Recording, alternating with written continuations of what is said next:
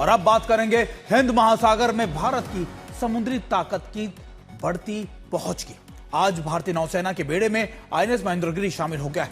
INS Mahendragiri पूरी तरीके से स्वदेशी तकनीक से बना स्टेल्थ युद्धपोत है और मेक इन इंडिया और आत्मनिर्भर भारत की सोच को मजबूती देने वाला ये युद्धपोत आधुनिक तकनीक से लैस है। रक्षा मंत्री राजनाथ सिंह ने इस युद्धपोत को आज नौसेना के हवाले किया है। आईएनएस महेंद्रगिरी प्रोजेक्ट 17A के तहत तैयार किए गया 7वां और आखिरी स्टेल्थ फ्रिगेट शिप है। और इस खास मौके पर नौसेना के नए प्रमुख एडमिरल कृष्ण स्वामीनाथन ने आईएनएस महेंद्रगिरी को लेकर आज तक संवाददाता मंजीत नेगी से एक्सक्लूसिव बातचीत की है। इस सुपर एक्सक्लूसिव बातचीत को आपको दिखाते हैं। विशाखापट्टनम में भारतीय नौसेना के बेड़े में रक्षा मंत्री राजनाथ सिंह ने नौसेना प्रमुख एडमिरल कृष्णा स्वामीनाथन की मौजूदगी में आईएनएस महेंद्रगिरी को शामिल किया है। सर, आपसे जानना चाहूंगा कि लगभग हर महीने भारतीय नौसेना के बेड़े में एक नया युद्धपोत शामिल हो रहा है। आज आईएनएस महेंद्रगिरी शामिल हुआ है। किस तरह से आप देखते हैं कि भारतीय नौसेना की ताकत बढ़ेगी? देखिए, सबसे पहले मैं आपको ये बता दूं कि भारतीय नौसेना के जो कैपेबिलिटी एनहांसमेंट प्लान है वो हमारे मैरीटाइम कैपेबिलिटीज पर्सपेक्टिव प्लान के अनुसार है। जो युद्धपोत आजकल में कमीशन हो रहे हैं उनके काम बहुत साल पहले शुरू हुए हैं और जो हमारे लॉन्ग टर्म पर्सपेक्टिव प्लानिंग के अनुसार ही इनका प्रोडक्शन हो रहा है। अभी आपको सभी को पता है कि जो हमारे सुरक्षा का वातावरण है वो उतना अनुकूल नहीं है जितना कि हम चाहते हैं। The geopolitical environment is unpredictable, uncertain and volatile. इसलिए हमको अपनी क्षमता हमेशा ही लगातार बढ़ाते रहना चाहिए। ये सिर्फ मैं नहीं कह रहा हूँ, पूरा देश कह रहा है। और उसके अनुसार हमने जो लॉन्ग टर्म प्लान बनाया है उसके तहत काफ़ी हमारे प्रोग्राम्स अभी फ्रूशन को देख रहे हैं। उसमें उस श्रृंखला में आज महेंद्रगिरी हमारे फ्लीट में सम्मिलित हुआ है। हमें बहुत खुशी है और आईएनएस महेंद्रगिरी एक बहुत ही पावरफुल प्रोजेक्ट 17 अल्फा के गाइडेड मिसाइल फ्रिगेट एक है और हमारी जो जितने भी युद्ध की क्षमता है उसमें बहुत सारा कैपेबिलिटी ऐड करेगा वो। कुछ समय पहले प्रधानमंत्री मोदी ने भी 3 अलग अलग क्लास के युद्धपोत शामिल किए थे। आत्मनिर्भरता पर काफी जोर दिया जा रहा है। किस तरह से आप देख रहे हैं? आपने खुद कहा और जिस तरह से हम देख रहे हैं इस वक्त दुनिया भर में खासतौर से युद्ध का माहौल है, उसमें किस तरह से आप अपनी तैयारियों को मजबूत बना रहे हैं? देखिए, आपने दुनिया भर में जो युद्ध का जो वातावरण बना है उसका जिक्र आपने किया है। वो सबसे पहले जो सीख हमको मिलती है जो वातावरण से वो ये है कि हमको आत्मनिर्भर रहना, उसमें कोई दो राय है नहीं। इसमें कोई शक किसी को रहना नहीं चाहिए कि भारतीय नौसेना एक आत्मनिर्भर नेवी है और यही हमारा हमेशा ही प्रयास रहेगा कि जितना हो सकता है हम आत्मनिर्भर बने। हमारी जो इंडस्ट्रीज़ हैं लगातार हमारे सहयोग कर रहे हैं और क्योंकि आजकल के ज़माने में हम देख रहे हैं कि पब्लिक सेक्टर के इंडस्ट्री जो है और प्राइवेट सेक्टर की इंडस्ट्री जो है दोनों साथ में मिलकर मिलिट्री प्रोडक्शन के लिए काफ़ी उन्होंने दिलचस्पी दिखाए हैं और इससे हम बहुत खुश हैं और हम कहते हैं कि आत्मनिर्भर फोर्सेस हमको बनना चाहिए।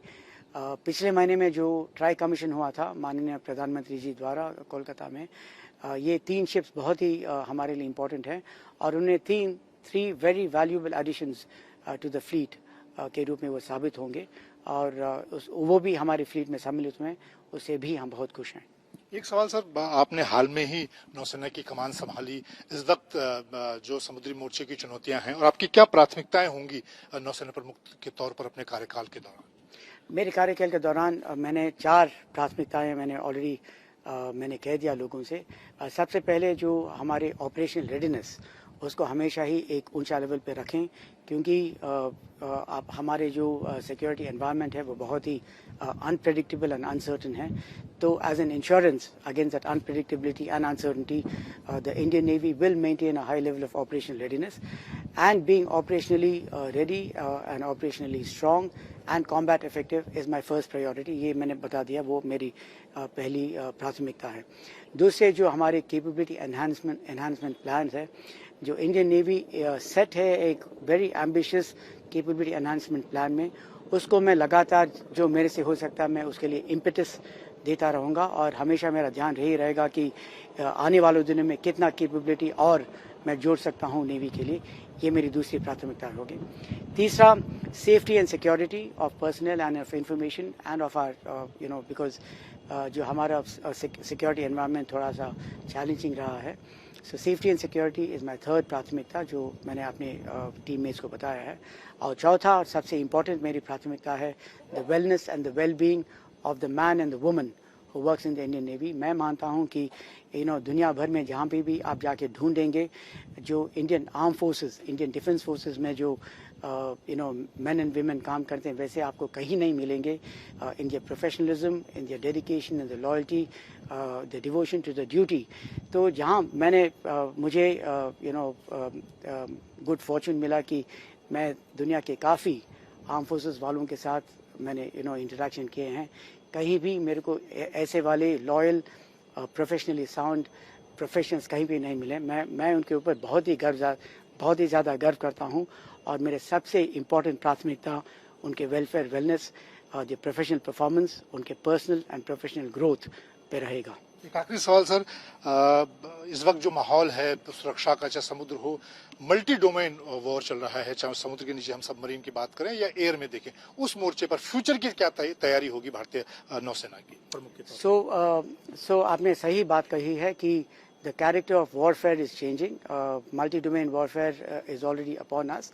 भारतीय नौसेना में हम लोग हमेशा ही जितने डेवलपमेंट्स हैं, वॉरफेयर के ट्रेंड्स, टेंडेंसीज क्या है उसको देखते हैं। टेक्नोलॉजीज़ क्या इस्तेमाल होते हैं, क्या टेक्नोलॉजीज़ अभी करंट एरा में इस्तेमाल हो रहे हैं, और जो इमर्जिंग टेक्नोलॉजीज वो क्या है, उन सब को देखते हुए हम अपने प्लान बनाते हैं फॉर द फ्यूचर। उसको हम पर्सपेक्टिव प्लानिंग कहते हैं। जब हम कहते हैं कि the Indian Navy needs to be future ready, इसका मतलब यह है कि हमको पता होना चाहिए कि फ्यूचर में क्या होने वाला है, क्या मल्टी डोमेन ऑपरेशंस कैसे होने वाले हैं, कौन से टेक्नोलॉजीज़ का इस्तेमाल होने वाले हैं, और जब फ्यूचर हमारे पास आएगा उसके लिए हमको रेडी ऑलरेडी बनना चाहिए। तो हमेशा ही हम लगातार फ्यूचर के बारे में सोचते हैं, और फ्यूचर 10 साल के बाद जो माहौल होगा उसका अंदाज़ा लगाने की कोशिश करते हैं, और 10 साल के बाद जब वो माहौल आएगा उस समय हम उसके लिए तैयार होना चाहिए हमें। तो उसको लेके मन में हम हमेशा ही फ्यूचर को देखते हुए करते हैं। मल्टी डोमेन, जहाँ तक मल्टी डोमेन वॉरफेयर की बात चलती है, अभी भी हम लोग बहुत सक्षम हैं। The Indian navy operates and fights in all 6 domains, so we are ready for that, and we continue to improve our capabilities by the day to fight multi-domain operations. बहुत धन्यवाद। तो नौसेना प्रमुख एडमिरल कृष्णा स्वामीनाथन ने कहा कि भारतीय नौसेना जो वर्तमान की चुनौतियां हैं और इस वक्त जो जरूरत मल्टी डोमेन वॉरफेयर की, उसको लेकर भी पूरी तरह से तैयार है। कैमरामैन अनिल जायसवाल के साथ मैं जीतने की, विशाखापट्टनम, आज तक।